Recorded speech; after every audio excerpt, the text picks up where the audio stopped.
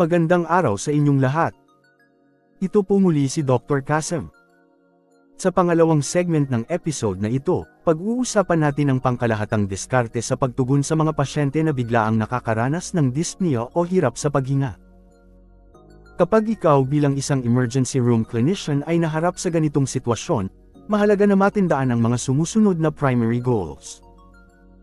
Una ay ang pag-optimize ng arterial oxygenation.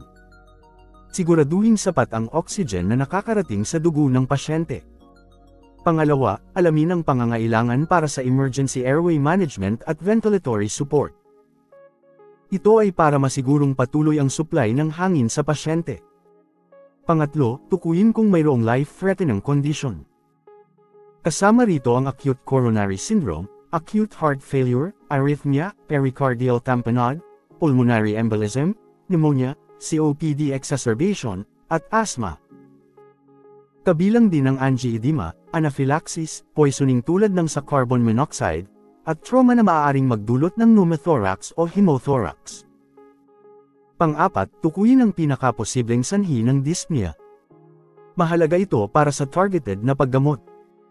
Pang-lima, simulan ang treatment at istabilisa ang kondisyon kung critically ill. Ito ay upang maiwasan ang anumang komplikasyon o paglala ng kondisyon.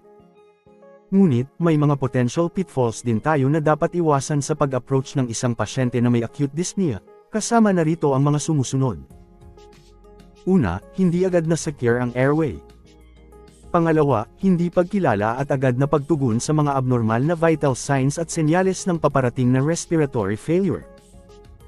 Pangatlo, umasa sa iisang finding lamang para sa diagnosis.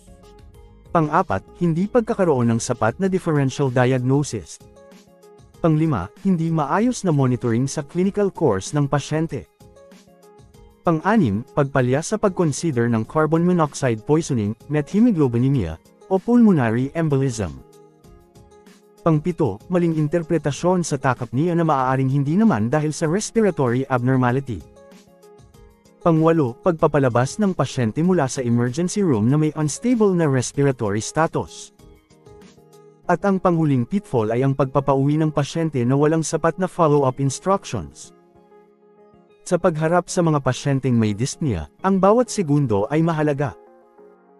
Ang mabilis at epektibong pagkilos, kasabay ng tamang kaalaman, ay susi para sa successful na pagtugon sa ganitong mga emergencies. Huwag kalimutang manatiling nakatutok dahil sa susunod na segment, tatalakayin natin ang mahalagang proseso ng initial rapid assessment at stabilization para sa mga pasyente na may dyspnea. Ito ang yugto kung saan ang bawat aksyon ay maaaring magdulot ng malaking pagkakaiba sa kaligtasan at kagalingan ng pasyente. Kaya, stay tuned. Hanggang sa muli. Salamat po. Huwag kalimutang mag-subscribe sa ating YouTube channel.